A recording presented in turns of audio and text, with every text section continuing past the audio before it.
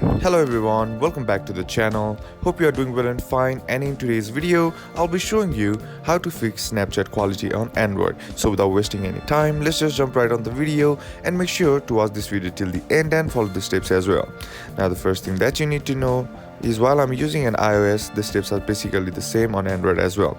So the first step is to go to your Play Store and on the search bar simply type in Instagram and check to see if the app needs an update or not. Sometimes the older version also might be causing the issue that you are facing, so simply by updating the app that might fix the issue. But if that still doesn't fix the issue, then the next thing that you can do is head over to your settings app, and once you're inside your settings, scroll down, then tap on general, then tap on iPhone storage, and once it loads, scroll down and then find Instagram. And once you're inside here, tap on offload app, and what this does is it resets the app by clearing all the bugs and glitches which might be present in the app.